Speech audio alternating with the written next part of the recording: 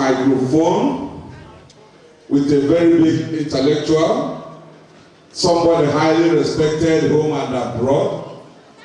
And when people like that stay around me, I feel more comfortable. I'm talking about Mr. Dag himself. Please, a round of applause for him. Kona Kabiko, this is Hega School. They will join me. The Lemonade will literate. See you. Class 5 for Mozu. Adi Amamo Timbo Muresha na Abalia. Anyway, as the case may be, we are Christians, Muslims, wherever we are, we must give ourselves to God this evening. I'm calling on Pastor Larry Iwoha to come and lead us in a very, very short prayer. Superb prayer, direct to God. Pastor Larry Iwoha, the man of God is here. I saw angels flying around. Pastor Larry Iwoha, yes, I saw him. Larry. Modern pastors now, they're not very handsome. All right, now for that, yeah. We have to wait. If what's the name of this man, Abraham can wait 100 years to see God's mercy. We have to wait 3 minutes for Pastor Larry.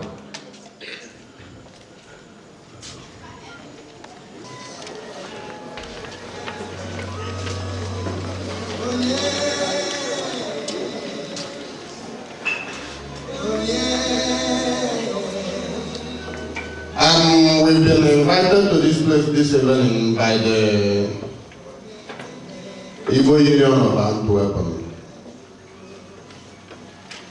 And being that I've been called upon to lead in this opening prayer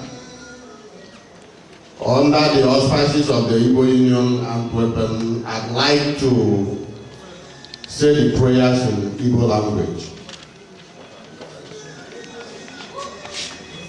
Igbo, Gikere n'igwe gị n'ụwa, gị onye mere ka ọgbakọ a nwee isi na mgbe abalị a na-asị papa, nara ekele, nara ugwu na mbuli elu, n'aha Jizọs. Nna anyị na Chineke anyị, dịka ị kpọkọtara anyị ọnụ na mgbe uhuruchi a, anyị abịawo Jehova Chineke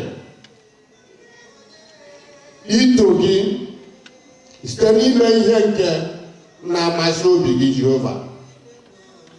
Ya mere, anyị zipụrụ ozi na mba dị iche iche, ịbụrụ onye ndu, dute ha n'udo na ọṅụ na-enweghị nsogbu ọbụla n'aha Jizọs. Nna anyị na Chineke anyị, ọgbakọ anyị kpọrọ na mgbe abalị abụghị ọgbakọ aṅụrụma mmanya maọbụ ọgbakọ ịkpa aghara. Ya mere, dịka onye ozi gị Jehova Chineke, Jehova eze ebube, onye na akwụkwọ nsọ kwuru na akwụkwọ nke abụọma si na ofu ugboro ka gị onwe gị bụ Chineke, dịka anyị mere gị onye izuzu na onye isi na mmemme a na mgbe abalị a, anyị na-arịọ gị buru anyị ruo na mmemme a ga-abịara ngwụsị ka a ghara inwe nsogbu ọbụla n'aha Jizọs. Nna anyị na-arịọkwa gị ma ihe oriri na ihe dum anyị ga-iri ṅụọ na mgbe abalị a ka ọ bụrụ ka anyị ga-erie ma ṅụọ. Nna anyị na-ekele gị, nara ekele, nara otuto n'ihi na ịzawo anyị karịa ka anyị rịọrọ gị.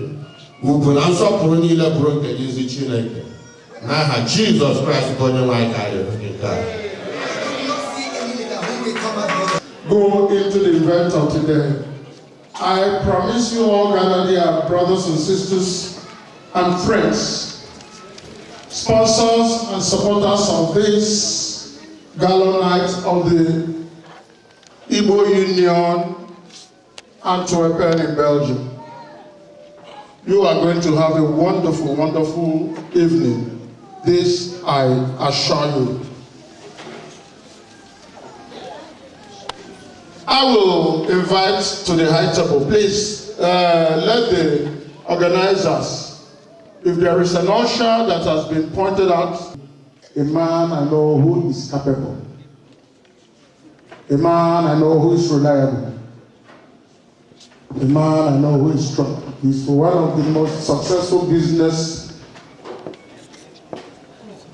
Nigerians in the business world here in Belgium.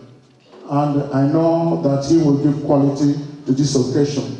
And therefore, I call Martin, Engineer Ben Eronini to the high table. He is the chairman of this occasion. Please, as Ben comes, I would like you to clap for him. High table. He is the chairman of this occasion.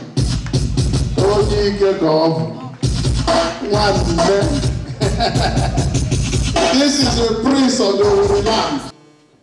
Now, we have the chief host of this occasion.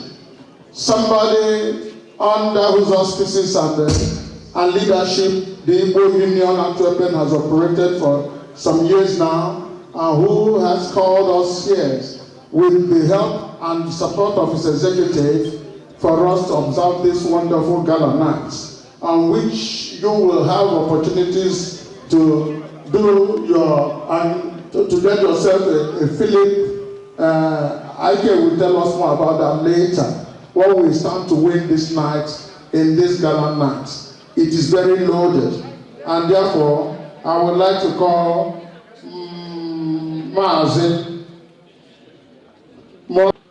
of the collective Igbo leadership in Belgium to the high table. He is our chief host tonight, and somewhere along the line he will tell us what and what to do. Point out, you are looking for trouble. Brussels, you are highly welcome. Now, God bless all of you. I will still call on the co-chairman to the high table. The co-chairman to this occasion, which is the Gala night and the end of year party of the Igbo Union Antwerpen for the year 2013, our Chief and Mrs. Kenneth Nwazo, Chief and Mrs. Kenneth Nwazo, worthy of such a seat. It means you are somebody that we can describe as timber and caliber.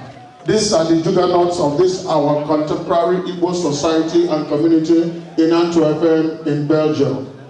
Chief and Mrs. Kenneth Nwazo. Excuse me, sir. I saw his driver. He will soon be around. There go slow on the way. I saw his driver somewhere there, so let's ride on. Man is engine aeroplane. Engine in a One name Igbo na-enye m nsogbu mgbe ụfọ. Engine abụghị engine ọka, ọ ghọrọ engine aeroplane. Otu ọ dị. Now I am going to call the second co-chairman to this occasion, and this man has traveled a long way to this place. This is a man whom when you call him, his right hand is powerful. He is a man who can coin Igbo words and make them sound like Netherlands. He is proficient in the use of our language. And I know that his presence here will not only add culture and color to this occasion, but a lot of substance. He too is my personal friend. Okay, God. Therefore, I call Chief Otis Omuka to the high table. Maz Otis to the high table. He is a co-chairman to this occasion. Sir Otis is here. Okay. Morning is road. Wherever. Sir Otis. When you talk about Nigeria, you talk about Abuja. In this our society that is to honor us with his presence here today and sit on the high table. I have not seen him here, but I think Engine has a GPS that tells us when people are around. I would like therefore want to call Mazi Isaac Otis to the high table. Isaac Otis on here.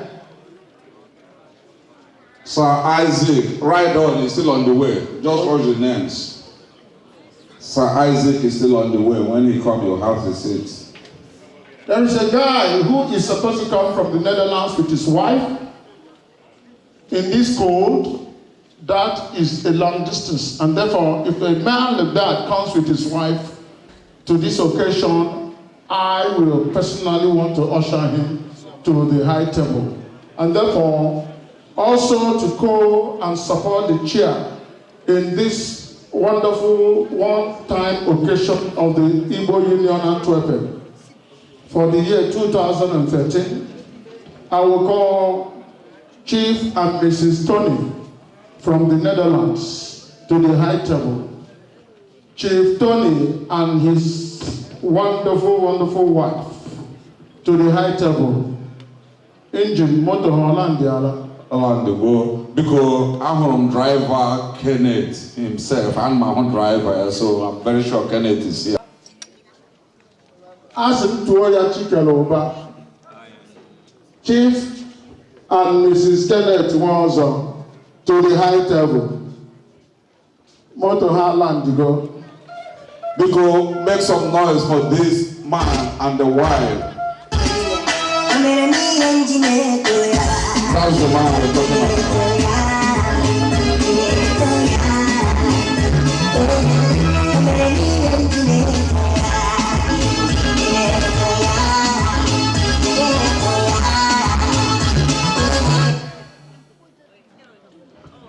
Of Nigeria, I'm talking about diplomats. These are no mere traders. And I can't make any mistake on mispronouncing these names. When other school look at it too much. And Oga Wahab Akande, because I'm with the diplomatic movement, that would be too much. These are people who represent us here. Please, can they come here and take their seat?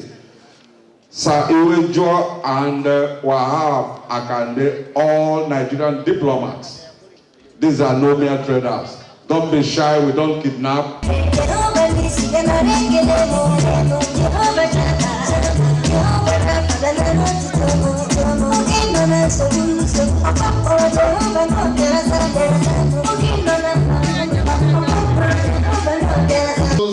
Belgium, Innocent Iwejo, he is the head of Chancery, and they are representing the ambassador of the Federal Republic of Nigeria to the Kingdom of Belgium and the Grand Duchy of Luxembourg, and also in the European Union.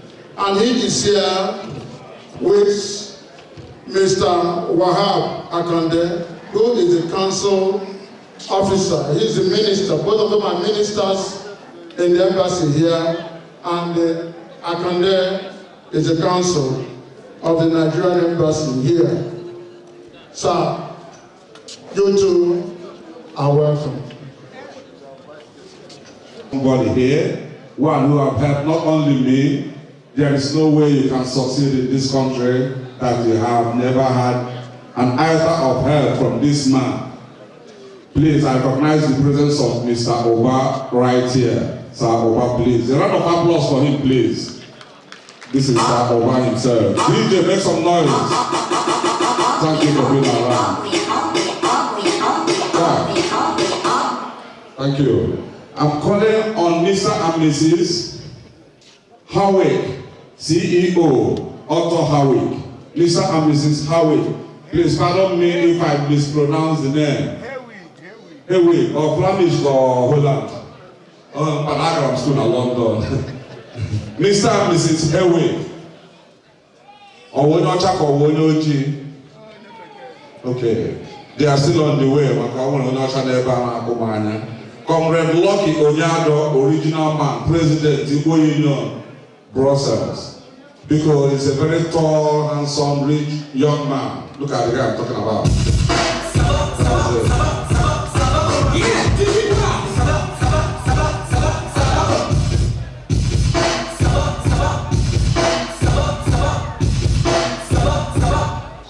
Yeah, I don't know, Mama, Utiku Parashia, Makandota. So smart, don't be shy. I won't be in the school. You can school with PhD. Now, junior, they can make all that, you have to answer. That's my chairman. I'm proud of him every time. Trainers can go anywhere. He's an educationist. So smart, Oriako, please come and take your seat.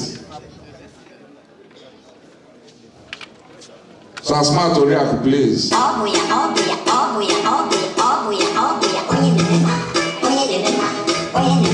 Okay. When you make your success, I was here. I'm calling on the representative of IMS. Kathy, this is one of the sponsors of tonight's occasion. Representative of IMS. Where is, oh, hi, on your channel, not hide your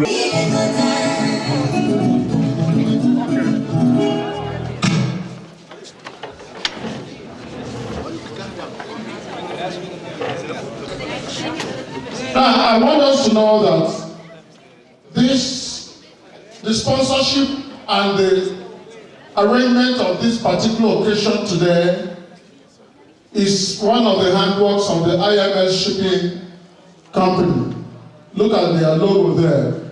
They contributed immensely to this great and wonderful occasion.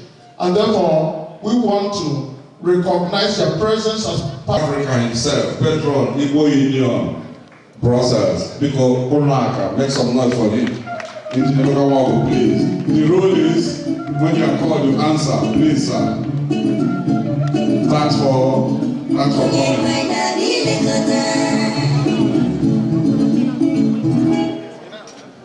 Emeka Ogebu, sir, Emeka. He's still on the way. Mr. and Mrs. James Beliti, Pioneer, President, Igbo Union, Antwerpen. Sir James, is he here? Okay. Mr. and Mrs. Tina. Oh, sorry, please. Chief Mrs. Tina Ezebiro is the wine herself. Is the wine, Belgium, is not here. Anyway, after the next name, I will hand over the microphone to Dahi to continue. Okay, let me write on. Mr. and Mrs. Monde Amechi, CEO, God's Time Afro Shop, always superior sponsor. There they know,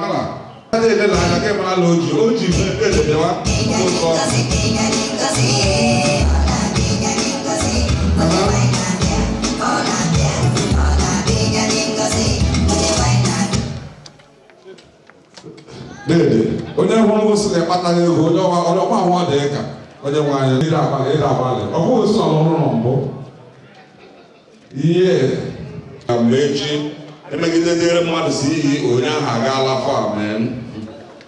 Okay, I'm going on. Mr. and Mrs. Chidi Nwosu, CEO, Wazobia Dancing Club, Wazobia Merchandise, Mazobia Owanile, when Kona Noggin.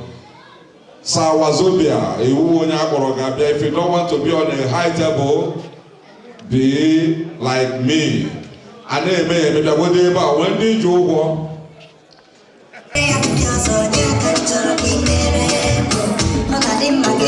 Fine boys.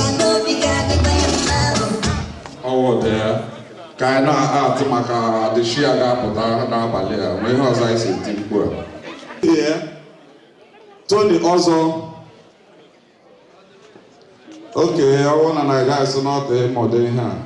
King Solomon himself, King Solomon, up and down movement, African, Asian, in fact, anything where we are Jerusalem on here. King Solomon, is he here? But when they are in good or Uche France. Man, I'm just calling now, and I want him, and I ask you, sir. You can still remain here. God bless you. This is a man we are all proud of. When wine on your again, no, that may mean you don't get it. When the wait up on a mic again, with it. You have seen Timbo, I have again more at the back. Chief Ike, ex-president, Igbo Union Ghent. One tall, fine boy, where goes school. You're welcome.